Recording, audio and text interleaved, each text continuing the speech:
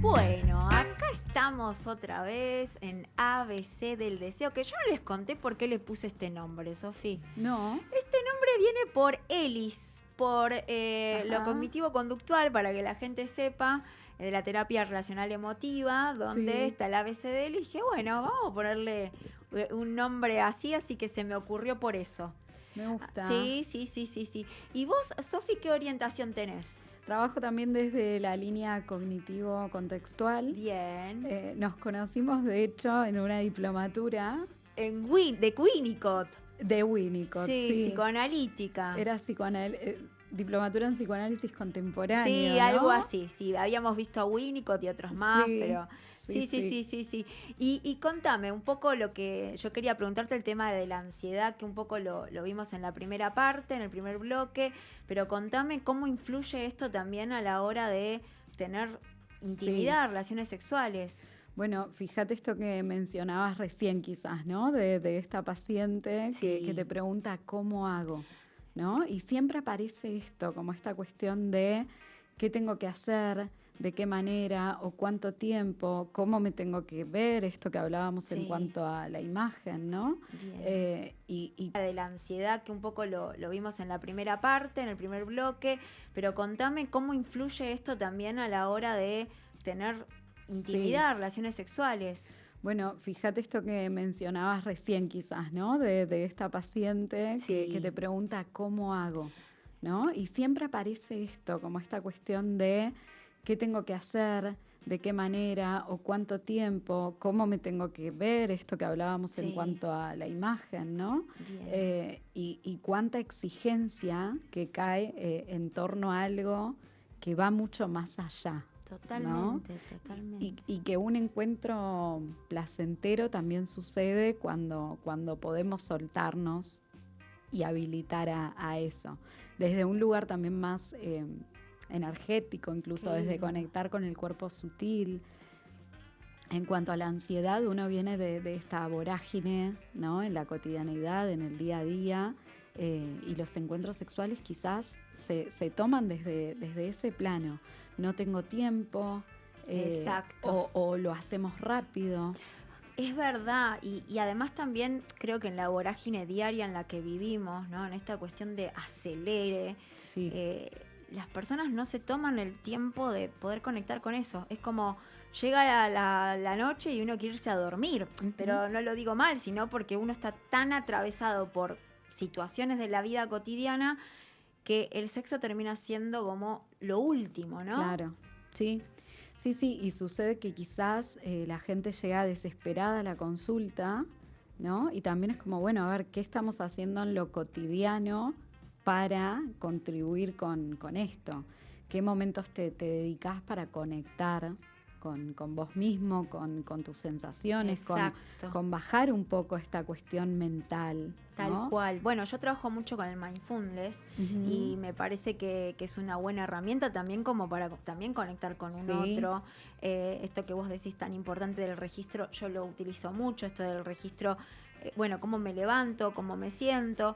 Y también la comunicación, como hablábamos recién en el primer bloque, pero también conectar con esto que decías desde la energía, ¿no? Me gusta eso. claro.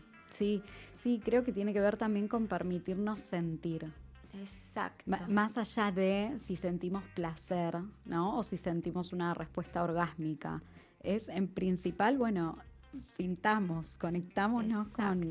con el cuerpo, con lo sensorial.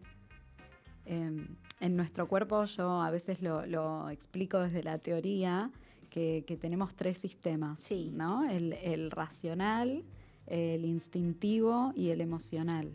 Y es como si el racional no va a actuar en conjunto con el emocional, ¿no? Y justamente también termina siendo enemigo de la sexualidad, de estar en este plano racional, mental sí. sobrepensando, ¿no? Constantemente. No, y tal cual, y pensando en esto que hablábamos también hace un ratito de, bueno, el rendimiento, o cómo yo me siento con el otro, si le voy a gustar, no le voy a gustar, o si le dejé de gustar, porque también cuando uno está con Sí, mucho estrés y ansiedad, lo que sucede es que obviamente no es que no hay deseo, pero se apaga.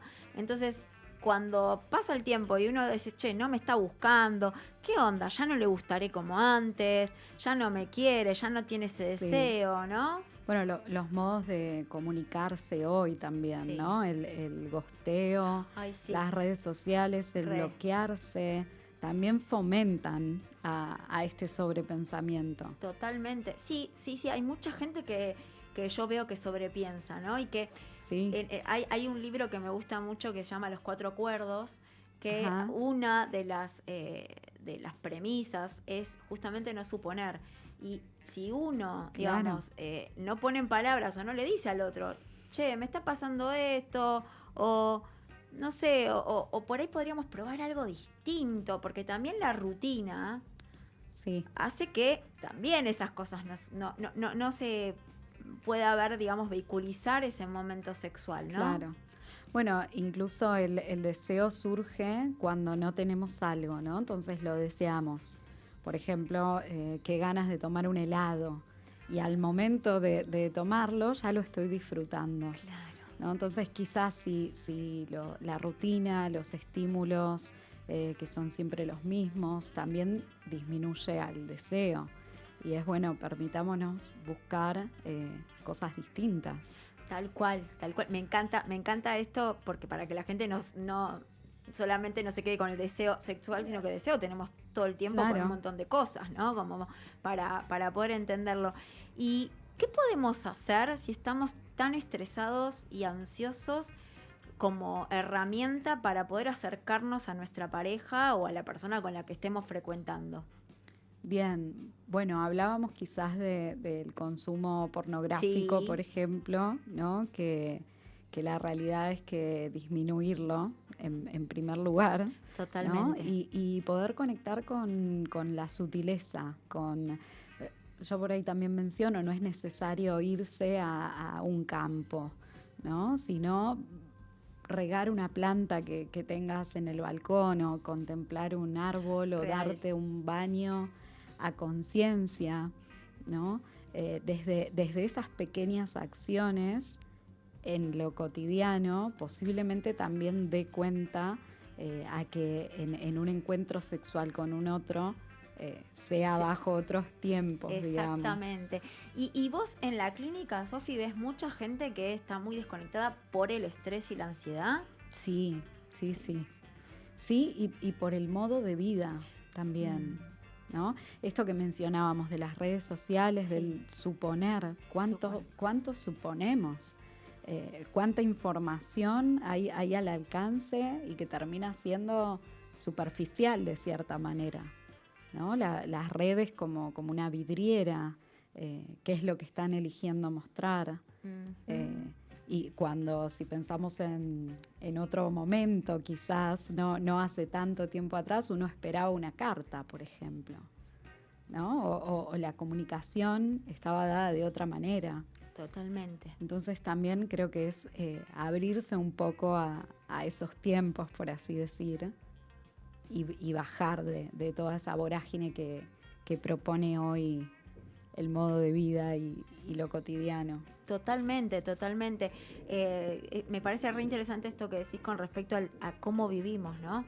Y que no nos damos tampoco como permiso para tener un tiempo, incluso para no hacer nada. Yo cuando le digo a la gente, te propongo que no hagas nada, me quedan mirando como diciendo, ¿cómo no hacer nada? Sí, no hagas nada. Nada. Sí. Y en esta cuestión de que me parece que debería ser impuesto en la sociedad, hace que justamente tengamos que cumplir más, ¿no? Claro. Y dejamos de lado las cosas que nos gustan, el placer, el contacto con el otro o con uno mismo, ¿no? O sea, el ABC, como decía Lau también hoy, es yo primero, para poder tener también vínculos más sanos y equilibrados, ¿no? Sí, uno pareciera que quiere estar en esa productividad constante. Totalmente. Incluso ahora sucede quizás que estamos entrando en el invierno, ¿no? Y pareciera que de enero a enero uno quiere estar con el mismo nivel de intensidad, por así decir, y eso no sucede, ¿no? No, es que no sucede por varios factores, ¿no? O sea, uno se pone a pensar, ya estamos a mitad de año, y hay mucha gente que te dice, ya estoy cansada. Entonces digo, bueno, ¿qué hacemos para revertir esa situación? Porque nos quedan 6 meses más. Claro. ¿Cómo hacemos para poder equilibrar nuestra vida y que mejore nuestra calidad de vida, ¿no? Desde el hecho de, siempre hablo, ¿no? De meditar, de hacer ejercicio, tratar de comer alimentos saludables, pero también, digamos, conectar con el deseo y el placer, las cosas que nos gustan, sea un encuentro con un otro, o sea, no sé, escuchar música, o leer un libro, o ir al parque y que me dé el solcito, ¿no? Sí, sí. Sí, porque la sexualidad va mucho más allá de la genitalidad, de un encuentro con un otro, ¿no? También cuánto se pone ahí, cuánta presión se pone. Uno quiere relacionarse con otra persona que ya de por sí es algo complejo. Totalmente. ¿No? Y rendir de determinada manera. Es como, bueno, bajemos un poco de esa exigencia. Pero incluso pensaba, no sé qué pensás vos, Sofi, que hay una cuestión, yo ya hablaba un poco del género, en el que el hombre se impone mucho, me parece, esta cuestión de tengo que cumplir, tengo que tener el pene erecto, tengo que acabar, ¿no? Como esta cuestión de el debería ser, y que después, esto que vos decías muy bien, es decir, si yo me pongo a pensar en todo esto, lo que termina pasando justamente es todo lo contrario, claro, ¿no? Sí. Sí, bueno, de hecho la mayor cantidad de consultas en sexología son hombres. Claro.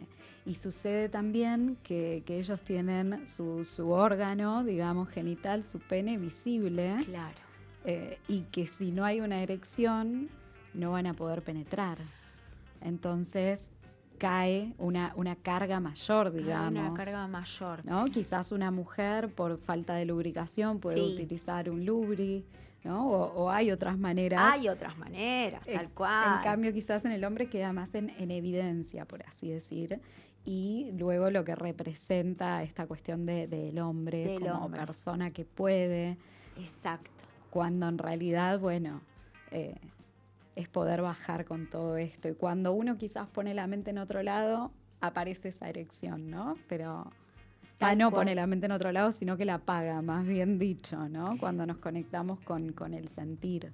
Tal cual, tal cual. Y pensaba en esto, que a la mujer también, con el tema de la autoestima, si al hombre no se le para, lo primero que piensa es, no le gusté. Claro. O sea, el hombre tiene otras cosas y la mujer lo primero que dice, che, ¿le habrá gustado? ¿No le habrá gustado? ¿Cómo medir si le gusta o no? O sea, y ahí uno empieza a sobrepensar. Sí. Bueno, fíjate qué complejidad, ¿no? Como mencionaba Laura hace un ratito también, el llegar a un orgasmo para que en un vínculo heterosexual la pareja se sienta poderoso. Totalmente, ¿no? Totalmente.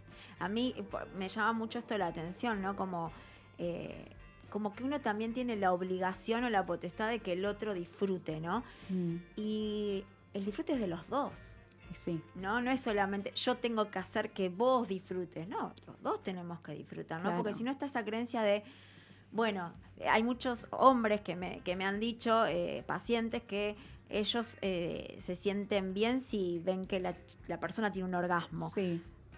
Pero no es solamente ahí, están disfrutando del momento, están conectando bien, digo, no solamente uno tiene que llegar al orgasmo, ¿no? Esto tan importante también para que la gente sepa, porque si no es como tengo otra vez una obligación, una imposición y una meta. Una meta, y no está bueno eso, porque es el momento. Y bueno, y si ninguno de los dos tuvo un orgasmo, ¿cuál es el problema? Pero disfrutamos de un lindo momento, claro, ¿no? Y sí, creo que es importante conectar en primer lugar con uno mismo, ¿no? Con la corporalidad, más allá de lo físico, de lo que vemos, ¿no? Creo que eso también es como lo mágico que te abre la sexualidad, esa energía. Y bueno, y desde ahí ese disfrute posiblemente sea compartido, y si aparece o no un orgasmo, o si en algún momento se baja una erección, ¿no? No va a haber ningún inconveniente, porque el disfrute va más allá, ¿no? Es algo más global, por así decir. Totalmente. Y, a ver, pensando en estas herramientas de, bueno, un poco bajar al autocuidado, a tener la mente más centrada, ¿qué le podríamos decir a la audiencia o pesquisar esos momentos, ¿no? Porque uno, vuelve a insistir, cuando uno está tan en una, como que naturaliza ciertas cosas. No sé, no tener relaciones hace 3 meses, uno termina naturalizándolo. ¿Cómo podemos hacer para pesquisar a tiempo esto y que después tampoco me traiga problemas con mi pareja, ¿no? Porque vuelvo a esto, para mí es como un círculo vicioso. O sea, no estoy teniendo relaciones, entonces digo, bueno, no, pero estamos full con el trabajo. Y bueno, pero entonces le gustaré, no le gustaré, no sé, estará con otra persona, no sé, todas las suposiciones que hablábamos recién. Sí, bueno, es interesante también tener en cuenta el contexto, ¿no? Que es lo que uno está transitando. Y tener en cuenta que si bien la sexualidad está presente durante toda nuestra vida, desde que nacemos hasta que morimos, no va a ser lineal, ¿no? Entonces van a haber posiblemente momentos en los cuales hayan más ganas, en los que menos. Incluso la sexualidad es muy frágil. Por ende, si algo nos sucede, posiblemente repercuta, ¿no? Totalmente. Y creo que en esos momentos es sumar momentos de conexión, desde la comunicación, desde el escucharse, ¿no? El estar atentos, todo eso también hace al despertar sexual, al deseo. Totalmente, totalmente. Y me parece re importante también esta autoexploración y que va cambiando también a lo largo del tiempo. Y también, como le digo a muchos de mis pacientes, uno no va a tener las mismas relaciones con todas las personas con las que estemos en la vida, a lo largo de la vida, porque es distinto, ¿no? Porque uno dice, no, bueno, uno tiende a comparar también, ¿no, Sofi? Sí, ni con todas las personas, ni con la misma, ¿no? La sexualidad de una va cambiando. Totalmente. Y a medida que vamos creciendo también, no es lo mismo cuando uno es adolescente a cuando uno es más adulto y como hablábamos por ahí en la adultez, ya siendo geronte, el adulto mayor lo vive de otra manera también, ¿no? Claro. Es distinto. Yo creo, pensando en este ejemplo que yo daba a mi paciente, ella ni se debe reparar, sí, obviamente se arregló el autocuidado, pero como que creo que no se enroscó en, no sé, tengo un rollito de más, ¿no? Que por ahí uno cuando es joven se enrosca más en esas cuestiones, ¿no? Sí, en cuestiones más superficiales. Más superficiales, así es, Sofi. Pero bueno, da para hablar un montón, la verdad que a mí me encanta. La sexualidad es un tema tan amplio y si uno se mete también en cada subtema, por así decir, también se puede profundizar un montón. Un montón. Pasa es que yo sigo insistiendo en que sigue siendo bastante tabú y un poco también linkeando lo que decía Lau, hay mucha información, pero a medias, y entender que es algo importante en nuestra vida, que uno lo tiene que vivir, porque es parte de nuestra naturaleza, ¿no? Entonces, desde ese punto de vista, yo siempre hablo de la psicoeducación, si uno realmente puede comunicar y puede decir las cosas, si uno puede aprender de eso, digo, ¿por qué no vivir una sexualidad plena con todas las letras, no? Claro, sí. Bien. Sí, se puede enriquecer muchísimo con la cantidad quizás de información que hay hoy, ¿no? Pero también es tener en cuenta que, bueno, que nuestro cuerpo cuenta con esa información, por así decir, ¿no? Más allá de que hoy quizás hay otro tipo de conocimiento por parte de la ciencia, por parte de tratamientos, pero justamente es esto que mencionás, esta cuestión natural, ¿no? de la especie, por así decir. Totalmente. Y bueno, Sofi, agradecerte infinito. Contame un poco, vos trabajás con parejas, así la gente sabe qué es lo que haces. Contanos un poco tu repertorio. Dale. Bueno, trabajo en mi consultorio en tratamientos de lo que es psicología y lo que es sexología. A tanto personas adultas o a parejas. Bien, buenísimo. ¿Y cómo te encuentran en las redes sociales, Sofi? En Instagram como sex.sof. Bien. Bueno, agradecerte un montonazo. Gracias. Espero que volvamos de nuevo a estos encuentros. A mí me encanta, como digo, me parecen espacios importantes de psicoeducación y que podamos realmente informar desde lo profesional a las personas y no sea un comosísimo. Sofi. Encantada, No, Pau, por favor. gracias. Bueno, nos seguimos viendo en ABC del Deseo el próximo sábado con otros invitados. Gracias por estar ahí del otro lado y que tengan un hermoso fin de semana. Buen fin de...